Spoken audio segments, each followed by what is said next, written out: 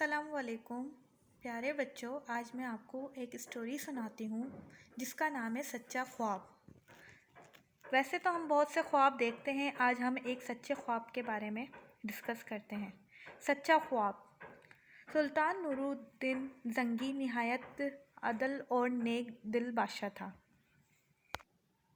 اپنی رعایا کا بڑا خیال رکھتا تھا، رات کا زیادہ وقت اللہ کی عبادت میں بسر کرتا تھا۔ ایک رات سلطان نے خواب میں دیکھا کہ حضور نبی کریم صلی اللہ علیہ وآلہ وسلم تشریف لائے۔ آپ صلی اللہ علیہ وسلم نے دو اشخاص کی طرف اشارہ کرتے ہوئے فرمایا، نور الدین مجھے ان کے شر سے بچا۔ دوسری رات سلطان نے پھر وہی خواب دیکھا۔ تیسری رات پھر سلطان نے خواب میں نبی کریم صلی اللہ علیہ وآلہ وسلم کو دیکھا کہ آپ صلی اللہ علیہ وسلم نے دو شخصوں کے طرف اشارہ کرتے ہوئے فرمایا، نور الدین مجھے ان کے شر سے بچا۔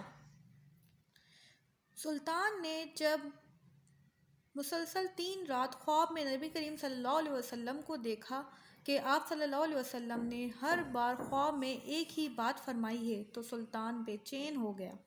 سوچنے لگا الہی ماجرا کیا ہے؟ آخر کار وہ اس نتیجے پر پہنچا کہ مدینے میں ضرور کوئی گڑبڑ ہے، جس کی بنا پر حضور نبی کریم صلی اللہ علیہ وسلم نے اسے یہ اشارہ فرمایا ہے۔ سلطان نے دمشق سے فوراً مدینے جانے کا فیصلہ کیا۔ اس نے بے شمار مال و دولت ساتھ لی اور درباریوں کے ہمراہ مدینے کی طرف چل پڑا۔ 16 دن بعد سلطان مدینے پہنچا۔ مدینے پہنچ کر سلطان نے منادی کرا دی کہ سلطان اہل مدینہ میں درہم و دینار تقسیم کرے گا۔ یہ خبر سنتے ہی چھوٹے بڑے سب دربار کی طرف دوڑ پڑے۔ ہر شخص باری باری حاضر ہوتا، اپنا انعام وصول کر کے چلا جاتا۔ اس طرح سارے شہر کے لوگ سلطان کی نظر سے گزر گئے۔ سلطان نے ہر ایک کو غور سے دیکھا لیکن وہ اشخاص نظر نہ آئے جو آپ کو خواب میں دکھائے گئے تھے۔ جب سب لوگ انعام و اکرام لے کر چلے گئے تو سلطان نے روضہ نبوی صلی اللہ علیہ وسلم کے بعض خادم سے دریافت کیا کہ کوئی شخص باقی تو نہیں رہا جو انعام لینے نہ آیا ہو۔ خادم نے عرض کی کہ سب لوگ حاضر ہو چکے ہیں، البتہ 2 خدائے رسیدہ بزرگ ایسے ہیں جو انعام لینے کے لیے نہیں آئے۔ یہ دونوں بزرگ مغرب کے رہنے والے ہیں، دن رات عبادت میں مصروف رہتے ہیں، زیارت کے لیے آنے والوں کو پانی پلاتے رہتے ہیں۔ یہ سنتے ہی سلطان نے حکم دیا کہ ان دونوں کو بھی حاضر کیا جائے۔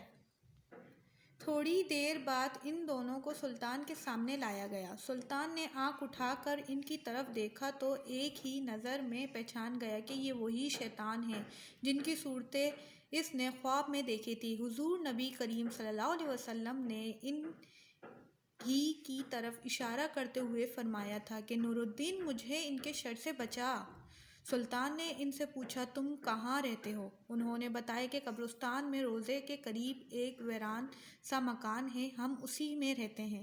سلطان نے ان کو وہیں چھوڑا اور خود سیدھا اس مکان میں پہنچا۔ مکان میں داخل ہو کر سلطان نے ہر طرف نہایت غور سے دیکھا۔ مکان کا سامان مختصر تھا، طاق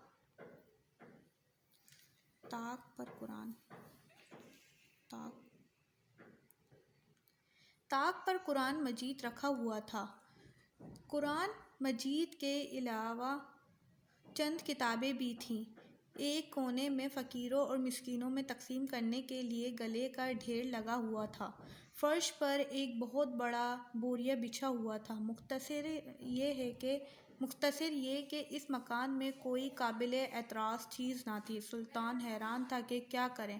پھر اس نے ایک ہاتھ فرش پر بچھے ہوئے بوریے کی طرف بڑھایا کہ دیکھیں اس کے نیچے کیا ہے۔ سلطان نے جیسے ہی بوریا اٹھایا تو ایک خوفناک حقیقت کا انکشاف ہوا کہ بزرگ صورت شیطانیوں نے ایک نقب لگا رکھی تھی جس کا رخ روضہ نبوی کی طرف تھا۔ پاس ہی ایک گڑھا تھا جس میں نقب کے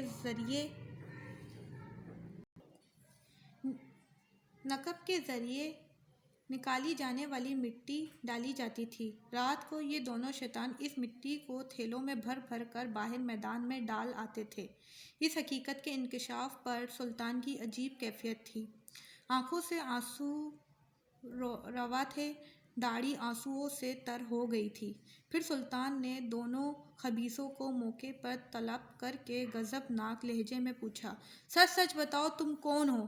تم نے یہ حرکت کیوں کی؟ پہلے تو انہوں نے ادھر ادھر کی باتیں کی، پھر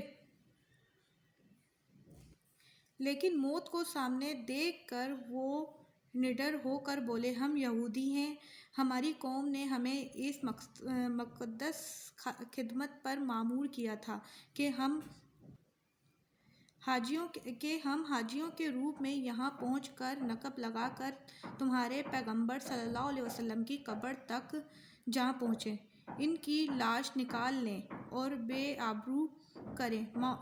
معاذ اللہ، ہمارا کام تقریباً مکمل ہو چکا تھا۔ نقب قبر تک پہنچ گئی تھی کہ آسمان پر بادل گرجا، آندھی چلنا شروع ہوئی، زلزلہ آیا اور اس کے بعد تم آ پہنچے۔ ان کی یہ گفتگو سن کر سلطان سرپا جلا بن کر اٹھا، تلوار کھینچ کر نقب کے کنارے ہی ان دونوں کی گردنیں اڑا دیں اور فرمایا، حضرت محمد صلی اللہ علیہ وآلہ وسلم کی جانب میں گستاخی کرنے والوں کا یہی حشر ہونا ہے۔